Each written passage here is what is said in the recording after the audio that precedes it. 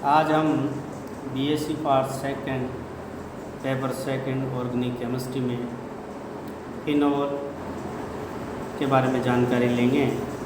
तो इसमें पिछले वीडियो में हमने फिनोल के बनाने की विधियों के बारे में, भौतिक गुणों के बारे में पढ़ा था, लेकिन यहाँ पर इस वीडियो में हम एल्कोहल तथा फिनोल के अम्ल सामर्थ्य की तुलना, comparative acidic nature of alcohol and phenol, इससे शुरू करेंगे। दोनों के भी एसिडिक नेचर में क्या अंतर है, तो इसको हम इस तरह से लिख लेते हैं कि क्वेश्चन के हिसाब से पहला क्वेश्चन लिखते हैं कि फिनोल कार्बोक्सिलिक अम्लों की तुलना में कम अम्लीय होते हैं क्यों, जबकि एल्कोहल से अधिक अम्लीय हैं। तो हम जानते हैं कि किसी भी एसिड का Ka का मान, वियोजन स्थिरांक का मान जितना अधिक होगा वह उतना ही अधिक अम्लीय होगा। यहाँ पर हमने Ka के मान दे रखे हैं। सबसे पहले RCOOH जिसके Ka का मान 10⁻⁵ है, इसलिए यह अधिक अम्लीय है। दूसरा फिनोल है जिसके Ka का मान 10⁻10 है, अतः ये उसके अपेक्षा कम अम्लीय है। और इस तरह से एल्कोहल जिसका कि वियोजन स्थिरांक का मान 10⁻16 से 10⁻18 के बीच होता है, इस कारण से ये अपेक्षाकृत कम अम्लीय होता है। दूसरा, एक एल्कोहल में जिसमें एल्किल समूह होता है उसका +I प्रभाव पड़ता है, R समूह का I प्रभाव पड़ता है, यहाँ अर्थात R समूह के कारण ऑक्सीजन परमाणु पर इलेक्ट्रॉन घनत्व बढ़ जाता है, जिससे प्रोटॉन H+ मुक्त करने की शक्ति कम हो जाती है। यानी कि यूँ कह सकते हैं कि जितना अधिक ऑक्सीजन एटम पर इलेक्ट्रॉन डेंसिटी बढ़ेगा उतनी ही कठिनाई से H+ प्रोटॉन मुक्त करने की शक्ति कम हो जाती है। और एसिड वही ज़्यादा बढ़िया होता है जो आसानी से H+ दे देता है। तो अपेक्षाकृत एक दुर्बल अम्ल की भांति व्यवहार करता है, जबकि एल्कोहलों में कोई अनुनाद प्रभाव नहीं होता है। इस कारण से उनमें प्रोटॉन का मुक्त करना कठिन है। जैसे इस समीकरण में दिए रखा है, ये एक एल्कोहल है, R समूह अपना +I प्रभाव डालता है, जो कि एल्कोक्साइड आयन और H+ में टूटता है, यानी कि प्रोटॉन मुश्किल से दे पाता है, इसलिए दुर्बल अम्ल है। इसी तरह से फिनोल है जो कि फिनॉक्साइड आयन में O- जो फिनोल, ये फिनॉक्साइड आयन इसमें टूटता है और प्रोटॉन मुक्त करता है। एक जनरल आइडिया है ये। फिनोल में OH समूह एक बेंजीन वलय के साथ जुड़ा हुआ है, जिसमें मेसोमेरिक प्रभाव के द्वारा अनुनाद होता है। ये अनुनाद किस तरह होता है, तो इस स्ट्रक्चर के नीचे दिए गए स्ट्रक्चर के द्वारा ये पता चलता है। सबसे पहले जो फर्स्ट नंबर का स्ट्रक्चर है, इसमें ये फिनोल का सामान्य स्ट्रक्चर है, जिसमें ऑक्सीजन के पास 2 एकाकी इलेक्ट्रॉन युग्म है। इसको कि बेंजीन रिंग की तरह इलेक्ट्रॉनों का अभिगमन होगा और सेकंड पोजीशन पर ऑक्सीजन के पर पॉजिटिव आवेश आ जाएगा और डबल बॉन्ड हो जाएगा, साथ में ऑर्था पोजीशन पर नेगेटिव आवेश उत्पन्न हो जाएगा। इस तरह से थर्ड पर नेगेटिव आवेश पैरा पोजीशन पर आ जाएगा थर्ड स्ट्रक्चर में, और फोर्थ पोजीशन पर वापस पैरा पोजीशन पर नेगेटिव आवेश आ जाएगा फोर्थ नंबर के स्ट्रक्चर में। और एंड में इस तरह से लास्ट में पुनः वही स्ट्रक्चर बन जाएगा जो फिनोल का फर्स्ट स्ट्रक्चर था।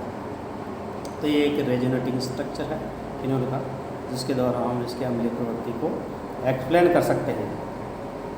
इसी तरह से इन स्ट्रक्चर के आधार पर हम ये देखते हैं कि ऑक्सीजन परमाणु पर इलेक्ट्रॉन युग्म यानी कि लोन पेयर बेंजीन गोले में अनुनाद कर रहा है। पूरी बेंजीन गोले पर ये बिल्कुल घूम रहा है, जिससे इलेक्ट्रॉन्स के कारण ऑक्सीजन परमाणु धन आवेशित हो जाता है, ऑक्सीजन प्लस पॉजिटिव आवेश हो जाता है और वह OH बंध के इलेक्ट्रॉन को अपनी ओर आकर्षित करके प्रोटॉन को मुक्त कर देता है। इसी कारण से फिनोल अम्लीय व्यवहार दर्शाता है। ये फिनोल के स्ट्रक्चर से हमें साफ पता चला। इसी तरह से दूसरा पढ़ेंगे हम, तो उसमें सबसे पहले कि फिनॉक्साइड आयन का अनुनादी स्थायीकरण, resonance stabilisation of phenolic ion C6H5O- जो कि फिनॉक्साइड आयन है, तो इसके बारे में भी हम डिटेल से पढ़ेंगे किस तरह से स्टेबलाइजेशन होता है इसका। हम जानते हैं कि RO- एल्कोक्साइड आयन की अन्य अनुनादी संरचनाएं नहीं होती है, जबकि फिनॉक्साइड आयन की अन्य दूसरी अनुनादी संरचनाएं भी होती है और उन्हीं अनुनादी संरचनाओं के द्वारा ये स्टेबल हो जाता है, स्थायीकृत हो जाता है। ये जो सेम इसी तरह से फिनोल में रेजोनेंस हुआ था, तो नीचे दी गई फर्स्ट स्ट्रक्चर में ये फिनॉक्साइड आयन है। फर्स्ट स्ट्रक्चर फिनॉक्साइड आयन में उसी तरह से इलेक्ट्रॉन का अभिगमन बेंजीन रिंग में होगा, ऑर्थो पोजीशन में ऑर्थो पोजीशन पर नेगेटिव आवेश आएगा।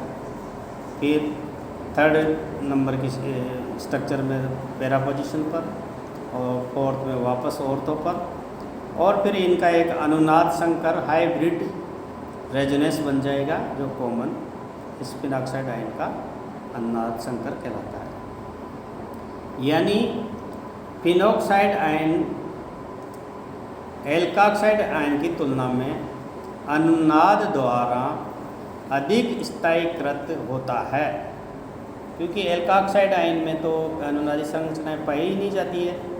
अतः फिनोल एल्कोहलों की तुलना में अधिक अम्लीय होते हैं। बाई चांस अगर आपसे क्वेश्चन पूछा जाता है तो इसका एक्सप्लेन आप इस तरह से स्ट्रक्चर लिख करके और आप एक्सप्लेन कर सकते हो। और फिनॉक्साइड आयन का अधिक अनुनादी संरचना के कारण ये स्थायीकरण होता है। जैसे कि इस डायग्राम में दिखाया गया है, हम इसको एक तरफ डेल्टा H लेते हैं ऊपर की तरफ ये, और इधर अभिक्रिया की प्रोग्रेस लेते हैं, अभिक्रिया की प्रगति लेते हैं। सबसे पहले ऊपर का जो ग्राफ है ये एल्कोहल है ROH, ये एल्कोक्साइड आयन और प्रोटॉन में टूटा।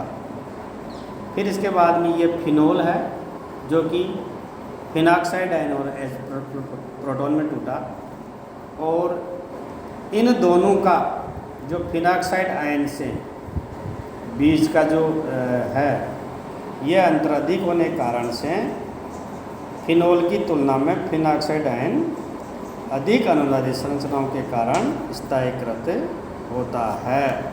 इसका रीज़न ये है क्योंकि फिनॉक्साइड आयन में केवल नेगेटिव आवेश होता है, जबकि फिनोल में आवेश का पृथक्करण होता है। दूसरा नेक्स्ट क्वेश्चन था ये कि फिनोल की तुलना में फिनॉक्साइड आयन अधिक अनुनादी संरचनाओं के द्वारा स्थायीकृत होता है। क्यों?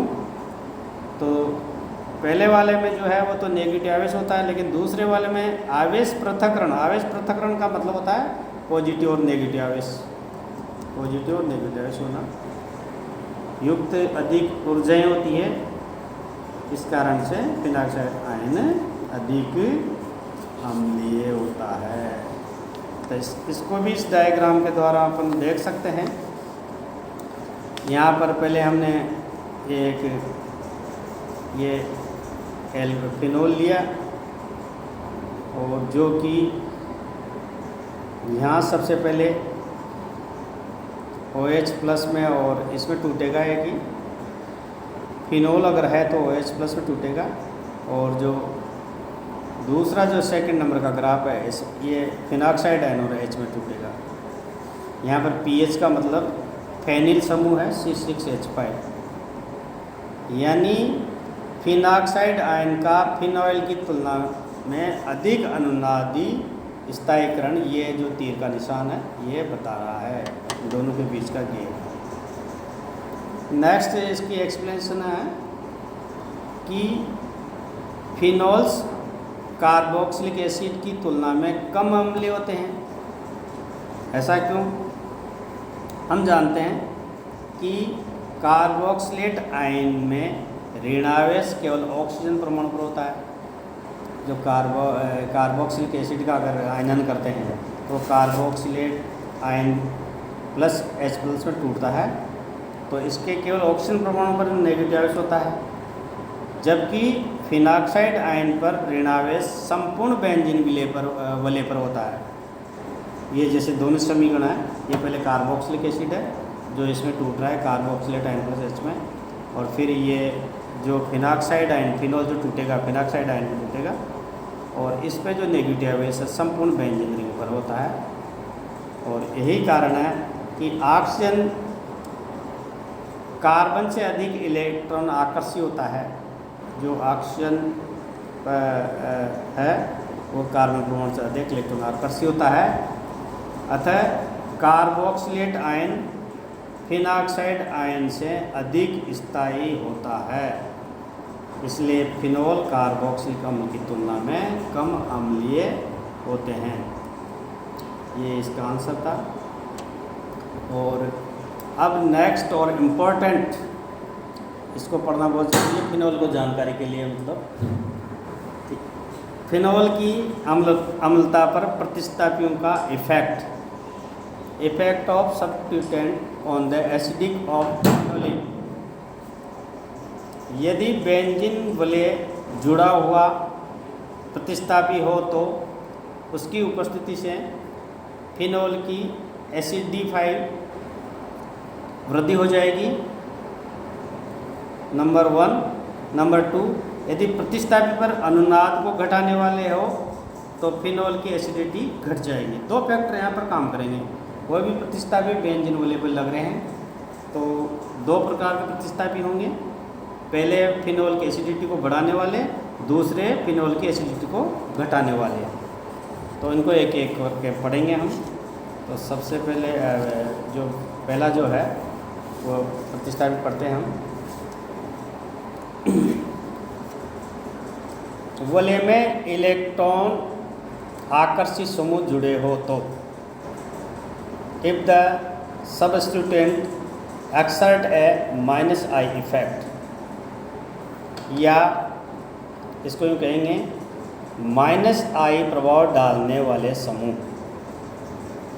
तो ये हमने पिछले वीडियो में पढ़ा भी था कि फिनॉक्साइड आयन की बेंजीन वलय पर ऋणावेश घट जाता है, जिसके कारण ये आयन स्थायीकृत हो जाता है और अम्लीयता को बढ़ा देता है।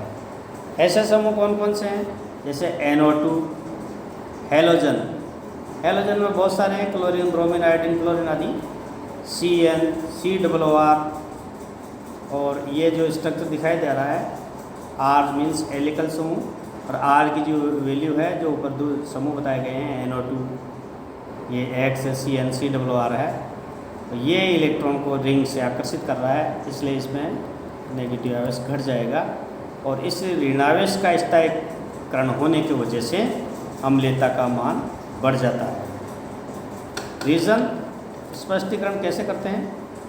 ये समूह ऑक्सीजन से इलेक्ट्रॉन को अपनी ओर आकर्षित करते हैं, जिससे OH समूह से प्रोटॉन H+ से अलग होने की संभावना अधिक हो जाती है।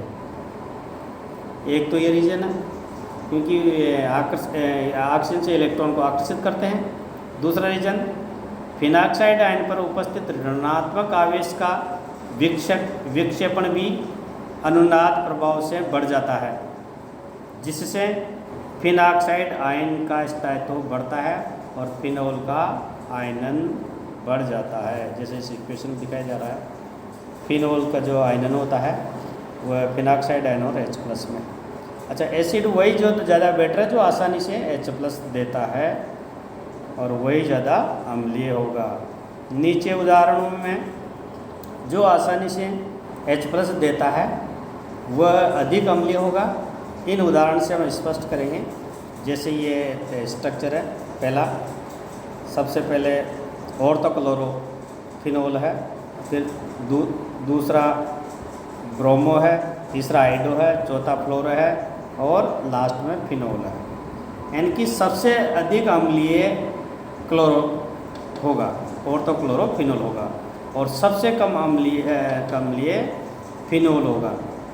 इसका रीज़न भी यही है कि इसको क्वेश्चन वाइज अपन समझना चाहें तो यूँ लिख सकते हैं कि फ्लोरोफिनोल ऑर्थोक्लोरोफिनोल से कम अम्लीय है क्यों।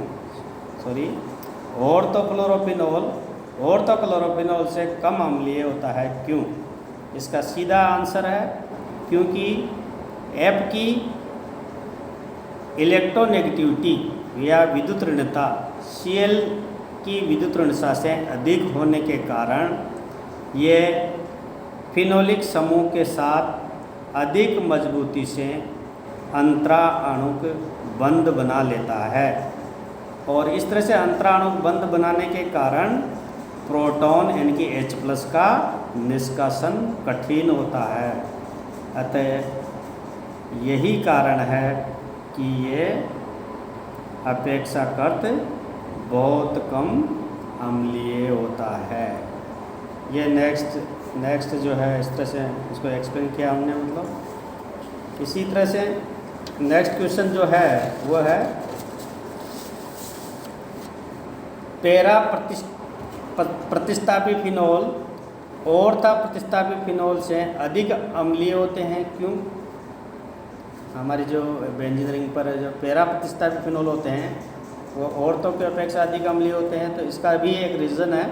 हम जानते हैं कि ऑर्था प्रतिस्थापी फिनोल OH समूह के साथ अंतर अणुक हाइड्रोजन बंध बना लेते हैं। अंतर मीन्स इंट्रामोलिकुलर हाइड्रोजन बॉन्डिंग, जिसके कारण OH समूह से प्रोटॉन के रूप में अलग होने की प्रवृत्ति कम हो जाती है, और इसी कारण से हम कह सकते हैं कि ये अपेक्षाकृत पैरा की अपेक्षाकृत कम अम्लीय होंगे। जबकि पैरा प्रतिस्थापी फिनोल में इंट्रामोलिकुलर हाइड्रोजन बॉन्ड नहीं होने के कारण ये OH समूह से H प्रोटॉन को आसानी से त्याग देते हैं, अतः ये अधिक अम्लीय होते हैं। इस तरह से इनसे कई प्रकार के क्वेश्चन आप इसमें से दे सकते हो। एक और उदाहरण है, जैसे अम्ल सामर्थ्य का क्रम हम देखते हैं। पहला है पैरा नाइट्रोफिनोल, ये सबसे अधिक अम्लीय है। दूसरा, फिर इसके बाद में ऑर्था नाइट्रोफिनोल, फिर मेटा नाइट्रोफिनोल, ये सबसे कम अम्लीय है। तो ये दोनों स्ट्रक्चर दिखाए गए हैं यहाँ। सबसे पहले ऑर्थो, इन दोनों में ऑर्थो में जो है फ्लोरीन की इलेक्ट्रोनेगेटिविटी अधिक है, ये फ्लोरो कंपाउंड है, और हाइड्रोजन और इसके बीच में एक इंट्रामोलिकुलर हाइड्रोजन बॉन्ड बन रहा है, और इसी तरह से ऑर्थो की जो ऑक्सीजन की इलेक्ट्रोनेगेटिविटी कम है। तो इसका स्पष्टीकरण हम दे सकते हैं। यदि ऋण विद्युतीय समूह बेंजीन वलय में OH समूह तथा ऑर्था तथा पैरा स्थिति पर उपस्थित हो तो फिनोल की अम्ल सामर्थ्य मेटा समायुक्त से अधिक होती है। ये भी बहुत ध्यान देने की करने बात है। यदि ऋणी विद्युत समूह बेंजीन वलय में अगर मान लो OH समूह के ऑर्था और पैरा स्थिति पर उपस्थित है ऋण विद्युत समूह, तो ये दोनों ही मेटा समायुक्त से अधिक होते हैं। यही कारण है कि पैरा समायुक्त सबसे अधिक अम्लीय, फिर ऑर्था समायुक्त, फिर मेटा समायुक्त। इनसे भी कई प्रकार के क्वेश्चन आपको दिए जा सकते हैं। नेक्स्ट, ऑर्था तथा पैरा स्थिति पर इलेक्ट्रॉन आकर्षित समूह की संख्या बढ़ने पर फिनोल की अम्लता सामर्थ्य बढ़ जाती है। यदि किसी बेंजीन रिंग पर ऑर्था तथा पैरा स्थिति पर इलेक्ट्रॉन को आकर्षित करने वाले समूह की संख्या बढ़ती है तो उनकी अम्ल सामर्थ्य बढ़ जाती है। जैसे ये हमने यहाँ दे रखा है, ये 2,4,6 ट्राई नाइट्रोफिनोल सबसे अधिक अम्लीय होगा। उसके बाद में 2,4 नाइट्रोफिनोल, ये इससे कम अम्लीय होगा। फिर इसके बाद में 2 या तो 2 होगा या फिर 4 होगा नाइट्रोफिनोल, जो कि सबसे कम अम्लीय होगा। तो इसका रीज़न यही दिया था कि जो R समूह की संख्या है पहले वाले कंपाउंड में 2, 4, 6 में नंबर ऑफ ग्रुप्स है वो 3 है, इसलिए ये अधिक अम्लीय होगा, और दूसरे वाले में 2 है इसलिए ये इससे कम होगा, और तीसरे वाले में 1 है, और फिनोल सबसे कम होगा कि इसमें भी एक भी एल्किल समूह या उपस्थित नहीं है, और इस आधार पर हम उनकी एक्सप्लेन कर सकते हैं। इसी तरह से नेक्स्ट जो हम पढ़ेंगे ये तो था जो इलेक्ट्रॉन आकर्षित करने वाले समूह थे, इलेक्ट्रॉन को किस तरह से आकर्षित करते हैं। लेकिन अब दूसरा समूह इस तरह से पढ़ेंगे हम, यदि प्रतिस्थापी समूह प्लस आई प्रभाव डालने वाला हो, if the substituent exert the plus I effect, यानी किसी वलय में इलेक्ट्रॉन दाता समूह हो, इलेक्ट्रॉन रिलीजिंग ग्रुप हो। ऐसे ग्रुप कौन कौन से? आर की वैल्यू, एक तो एल्किल समूह, एल्किल में CH3 हो सकता है, CH5 हो सकता है, प्रोपिल हो सकता है, सारे जो एल्किल समूह होते हैं, NH2 है, NHR है, OR है, ये सारे एल्कोक्सी से कहते हैं। इन समूह की उपस्थिति से फिनोल की अम्ल सामर्थ्य कम हो जाती है।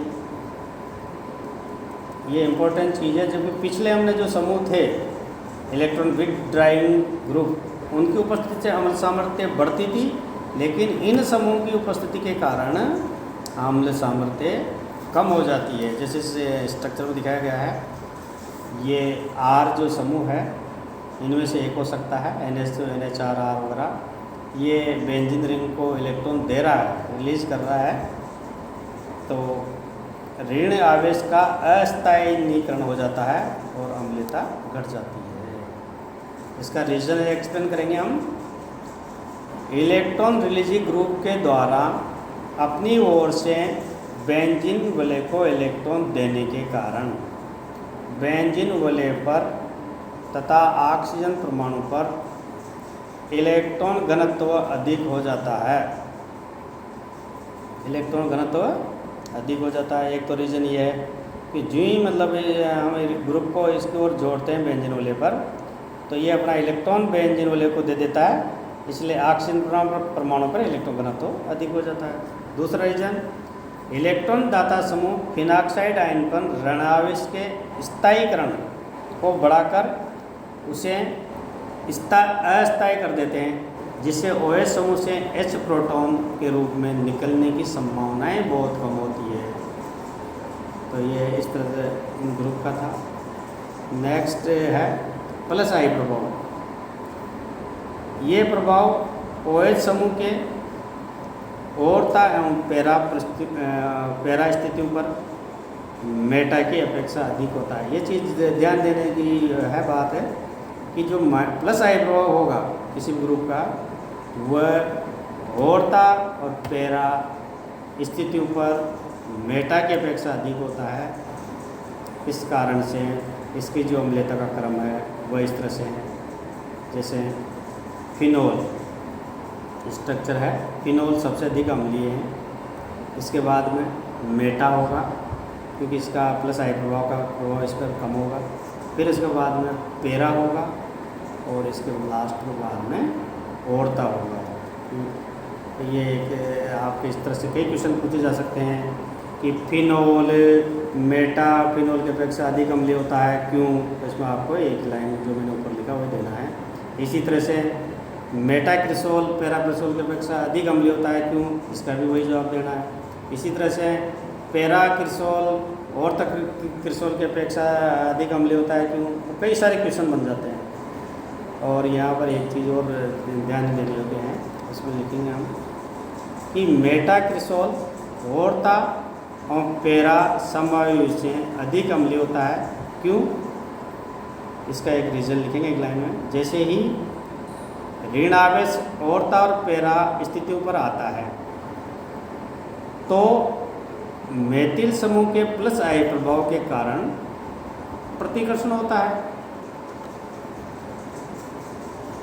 ऑक्सीकरण होता है एनायन और जिसके कारण एनायन अस्थायी हो जाता है। इसका भी एक और एग्जाम्पल देख सकते हैं, और इसके अन्य एग्जाम्पल मेटामेथाक्सीफिनोल, ये सबसे अधिक अम्लीय है। फिर फिनोल, फिर ऑर्थामेथाक्सीफिनोल, फिर सबसे कम अम्लीय जो है वह पैरामेथॉक्सीफिनोल होगा। यानी कि कहने का अर्थ यूँ है कि सबसे जो अधिक मोस्ट इम्पोर्टेंट जो अम्लीय पदार्थ है वह मेथाक्सीफिनोल होगा। और यहाँ पर इम्पोर्टेंट देखने की यही चीज़ है, और बहुत सारे क्वेश्चन इसमें बनते हैं। और आज के वीडियो को अपन यहीं पर समाप्त करते हैं। बहुत बहुत सभी को धन्यवाद। Thank you.